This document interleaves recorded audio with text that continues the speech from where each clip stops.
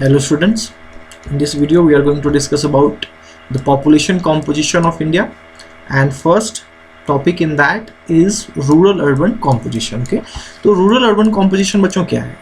It's about the grouping of people based on the place of residence, कि वो कहाँ रह रहे हैं, गाँव में रह रहे हैं या शहरों में रह रहे हैं, villages में रह रहे हैं या cities में रह रहे हैं, towns में रह रहे हैं. ठीक है, तो इसकी स्टडी करना क्यों जरूरी है, ये ऑलरेडी हमने फंडामेंटल्स ऑफ ह्यूमन ज्योग्राफी में बात की है पॉपुलेशन. फिर भी यहाँ पे देखते हैं कि अर्बनाइजेशन जो है ना, कि जब ज़्यादा से ज़्यादा लोग शहरों में रहने लगे, ठीक है, तो उसको माना जाता है क्या, इंडस्ट्रियलाइजेशन एंड इकोनॉमिक डेवलपमेंट का indicator.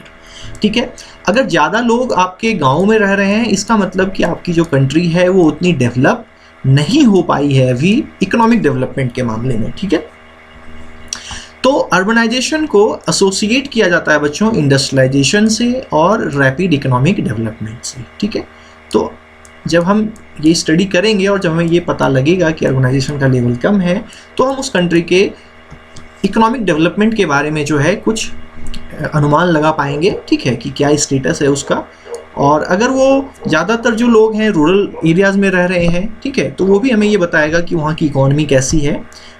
It could be agriculture based, अगर ज़्यादा से ज़्यादा लोग रूरल एरियाज़ में रह रहे हैं, इंडस्ट्रियलाइजेशन उतना नहीं हो पाया है, सर्विस सेक्टर उतना डेवलप नहीं हो पाया है. ठीक है, तो ये सारे कुछ कंक्लूजन हम निकाल सकते हैं अगर ये इन्फॉर्मेशन हमारे पास हो तो. ठीक है, तो कुछ फैक्ट्स हैं बच्चों.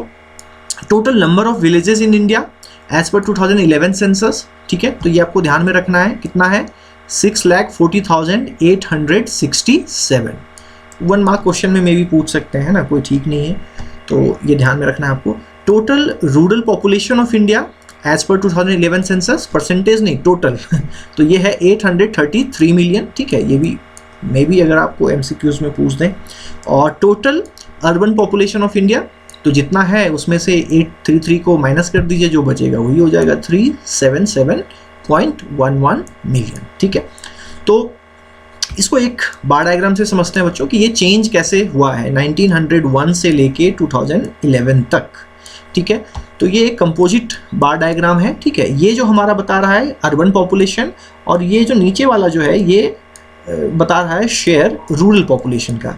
तो देखिए कि किस तरीके से टोटल पॉपुलेशन भी हमारा जो है वो बढ़ता जा रहा है, और टोटल पॉपुलेशन में हम देखते हैं कि रूरल पॉपुलेशन का शेयर जो है वो तो काफ़ी है ही, लेकिन हम देख रहे हैं कि धीरे धीरे, ये देखिए, ये जो ऊपर वाला जो है अर्बन का जो शेयर है वो धीरे धीरे इंक्रीज हो रहा है. ठीक है, बट काफ़ी स्लो इंक्रीज है. ठीक है, लेकिन हो रहा है. ठीक है, थोड़ा थोड़ा स्लो इंक्रीज है, मतलब भारत में लोग शहरों की तरफ रहने के लिए जा रहे हैं, शिफ्ट हो रहे हैं रूरल एरिया से अर्बन एरियाज में, बट स्लोली.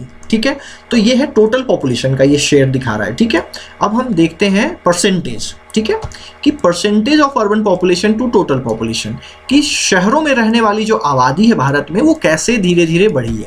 तो सबसे पहले देखते हैं 1901 में सिटीज़ में, अर्बन एरियाज में रहने वाले जो लोग थे उनका इंडिया के टोटल पॉपुलेशन में कितना शेयर था, तो 10.84. ठीक है, फिर देखते हैं 51 में देख लेते हैं. ठीक है, आज़ादी के बाद, इंडिपेंडेंस के बाद, तो वो पहुंचा है 17 पे. तो हम देखते हैं कि 50 सालों में कुछ ज़्यादा इंक्रीज नहीं हुआ है ना, 10 से लेके 17, मतलब 7% ही इंक्रीज हो पाया, मतलब 7% लोग ही जो है रूरल एरियाज से जो है अर्बन एरियाज में मूव कर पाए हैं. लेकिन 51 के बाद देखिए बच्चों कि काफ़ी धीरे धीरे थोड़ा सा रैपिड इंक्रीज है. ठीक है, बिफोर इंडिपेंडेंस से. ठीक है, देखते हैं 17, 19, तो अब जो है ओवरऑल कितना हो गया है, 31. ठीक है, 2001 में इंडिया के टोटल पॉपुलेशन का 31, मतलब 1/3 पॉपुलेशन जो है बच्चों वो कहीं ना कहीं वो शहरों में, टाउन्स में है ना, बिग सिटीज़ या medium type of cities, towns जिसको हम बोलते हैं. ठीक है, उनमें रह रही है. ठीक है, तो ये हमारा हो गया 2011 तक का डेटा. ठीक है,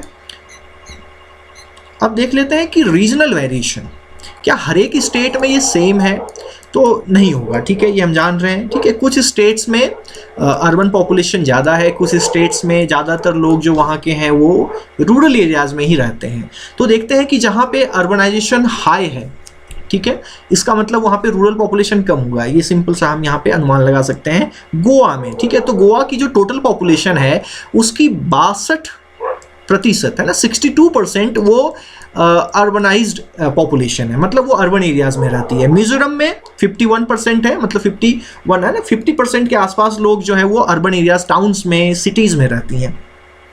तमिलनाडु में 48 है, केरला में 47 है, महाराष्ट्र में 45 है, गुजरात में बच्चों 42 है। मतलब इन स्टेट्स में जो है इन ज़्यादातर लोग, ठीक है, वो कहाँ पर रह रहे हैं, ये इतने परसेंट, जितना परसेंटेज यहाँ पे है उस स्टेट का उतना प्रतिशत जो पॉपुलेशन है वो सिटीज़ में, अर्बन एरियाज में रह रहा है। ठीक है, अब देखते हैं कि लोएस्ट अर्बनाइज स्टेट्स, ठीक है, जहाँ पे बहुत ही कम लोग वहाँ के अर्बन एरियाज में, सिटीज़ में, टाउन्स में रह रहे हैं। जैसे हिमाचल, सबसे कम हिमाचल में 10.0%, मतलब 100 लोगों में, 100 पॉपुलेशन में, ठीक है, अगर पॉपुलेशन वहाँ की हम मान लें 100 है तो उसमें से 10 ही लोग जो हैं सिटीज़ में रह रहे हैं या अर्बन एरियाज में रह रहे हैं।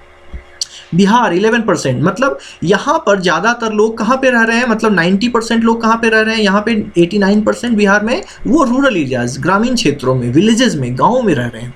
आसाम 14, उड़ीसा 16, मेघालय 20, उत्तर प्रदेश 22।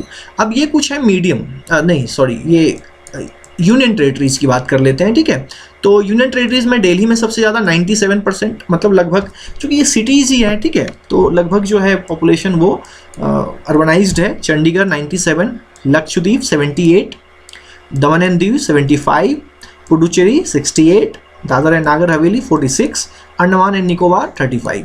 तो यूनियन टेरिटरीज में सबसे कम कहाँ पर है बच्चों, अंडमान एंड निकोबार।